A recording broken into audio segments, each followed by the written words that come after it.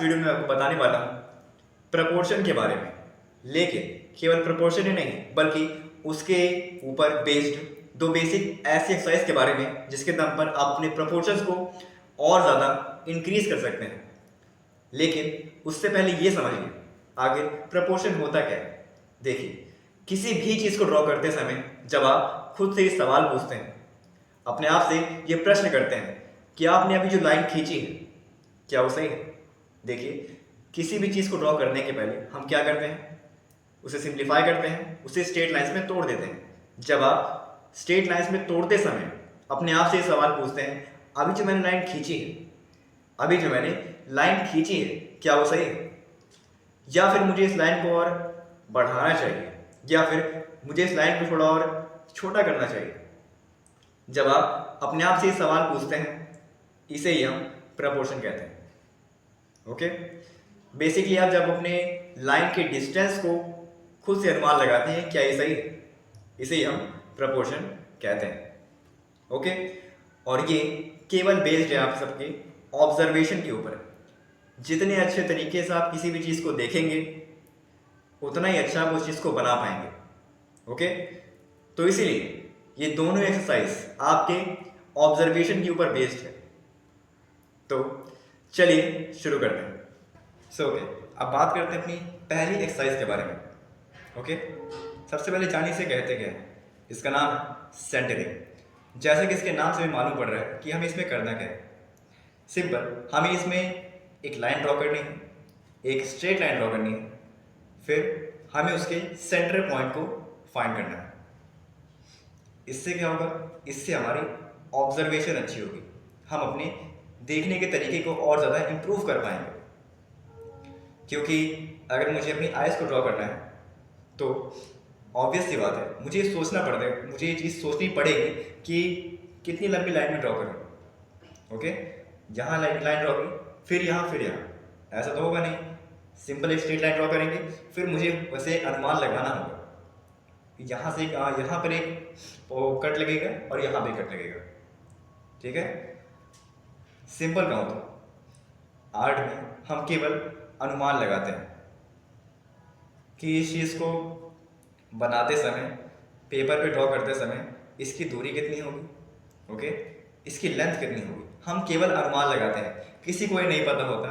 अगर हम चाहें तो ये कर सकते हैं, परफेक्ट बनाने के लिए हम स्केल लेकर बैठ सकते हैं और हर प्रत्येक सेंटीमीटर को नाप कर किसी भी चीज़ को ड्रॉ कर सकते हैं, लेकिन ये कॉपी करना होगा। आर्ट में ऐसा नहीं।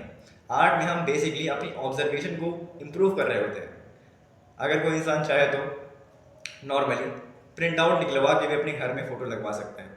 क्यों वो लोग एक आर्टिस्ट को एफर्ट करते हैं, या फिर जो फोटोज़ लगी होती हैं गैलरी में, आर्ट गैलरीज में, उन फोटोज़ को लोग क्यों प्राप्त करना चाहते हैं?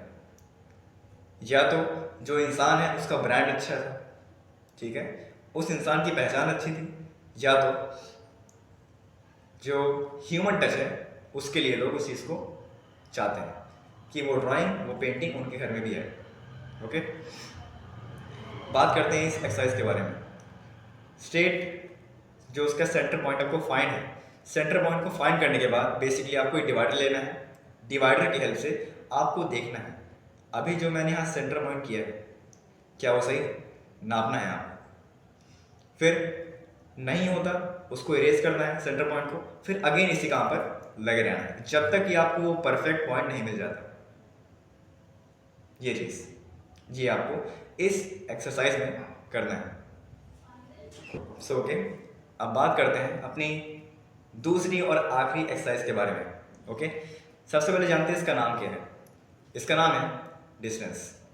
बेसिकली आपको इसमें दो पेपर्स की नीड होगी, एक होगा नॉर्मल पेपर और एक होगा ट्रेसिंग पेपर, जिसके आर पार आप देख सकते हैं।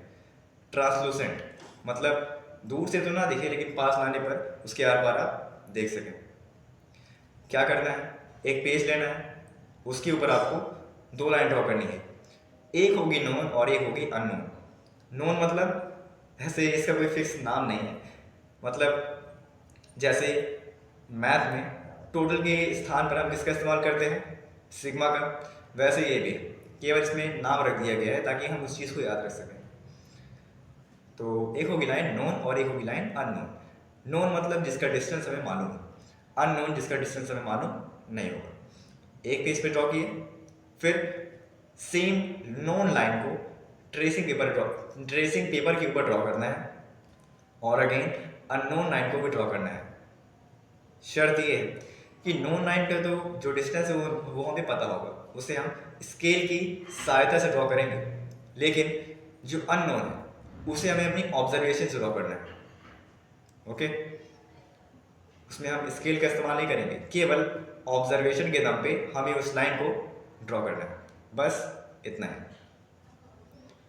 मैं दोबारा से रिपीट कर रहा हूँ, ये दोनों एक्सरसाइज केवल आपके ऑब्जर्वेशन के लिए। This exercise totally based on your observation. जितना ज़्यादा आप इस पर काम करेंगे उतना ही ज़्यादा आपकी ऑब्जर्वेशन स्किल्स इंप्रूव होंगी। तो इसीलिए कोशिश ये करिए कि आप अच्छा खासा इसमें समय दें, आधा एक घंटा आप इसमें दें, ताकि सच में जो एफर्ट है वो आप इसमें दे सकें, जो चीज़ें हैं, जो इम्प्रूवमेंट है वो आपके अंदर हो सके। क्योंकि ऑब्वियस सी बात है, इसमें सब ऑब्जर्वेशन का ही खेल है। जितने अच्छे तरीके से आप किसी भी चीज़ को देखेंगे उतने अच्छे तरीके से आप उस चीज़ को ड्रॉ कर पाएंगे। ओके,